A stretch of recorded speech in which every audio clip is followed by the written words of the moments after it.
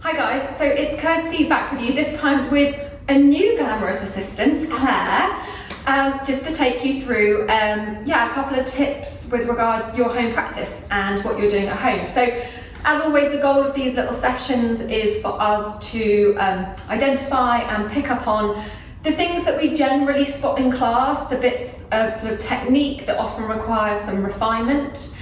And because we can't be with you physically to deliver these tips virtually as best we can. So Claire is going to do her best version of perhaps a less experienced yoga person than she is, and she's going to show you some of the things that we often see in class, and then I'm going to correct them, and we'll kind of help you out as best we can while you're at home. So today we are going to do standing forehead to knee, which is really difficult because it's another balancing one, so it's quite difficult, Claire, to stay in it. So we will do the best that we can. So I'm going to start off by just talking Claire into the posture. So which is your better leg to do it on? Probably my left. Okay, so right leg standing. Okay. Yeah. So pick up your left leg and bring your left knee in line with your hip, flex through the heel and pull back on the toes. So this is always a good place to start, and if you are ever wobbling around on your standing foot, we would always advise that you stay here. The reason being that you need to build strength in your thigh muscles, but also if you wobble, means that the joint isn't stable. And so if you go further in the posture, you risk kind of straining the joint. So it's always better to build a pose from the ground up, and if the foot's not stable, the ankle's not stable, stay where you are. But Claire's looking pretty good, so we're going to go further. So much concentration going on here right now. So on the exhale breath, round down and reach for your foot. Okay, so Claire is modelling somebody who is struggling to get a hold of their foot. So if you cannot round down to get your foot without compromising in the way that Claire was doing, you are not ready to grab your foot.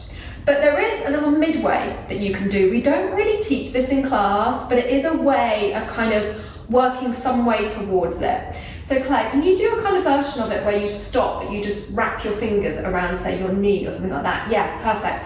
So you can stop here, as long as Claire's not kind of pulling or bearing weight into her leg, and all of her weight is still in her standing leg, then this is a really good middle ground, okay? So you can come back out, Claire.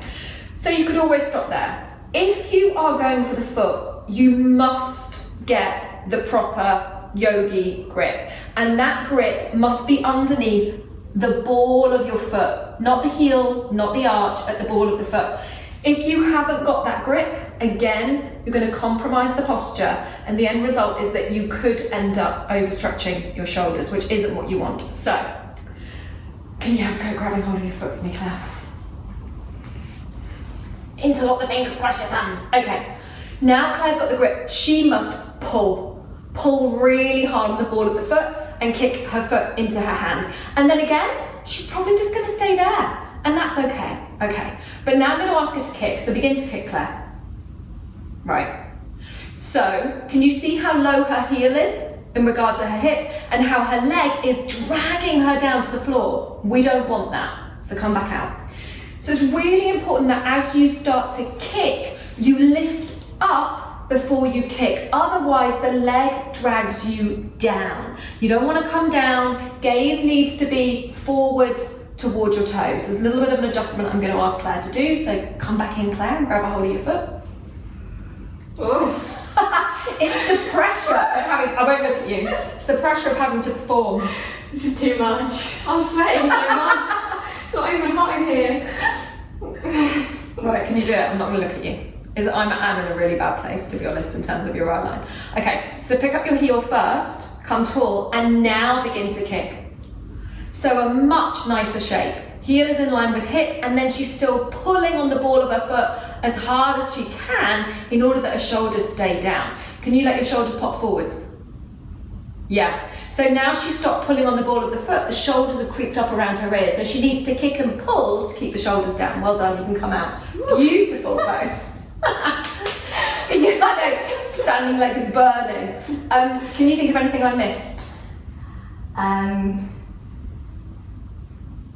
Maybe just in the first stage where you float your leg up. I'm going to do it on my other leg. Yeah. My right leg is Oh, hip lifting. Yeah. Yeah, so do you want to turn face onto the camera for that bit? So, hands on hips, take a deep breath in, lift up whichever leg you fancy, and then do what you just did.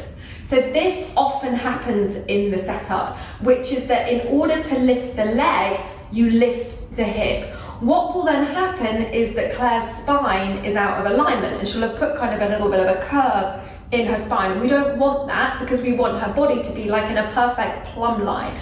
So it's fine if it does lift, but it always got to remember to drop it back off. So fingertips in one straight line is going to really help Claire out to find that correct alignment. So it's really important that you check in with that before you go any further. So you can drop your foot down.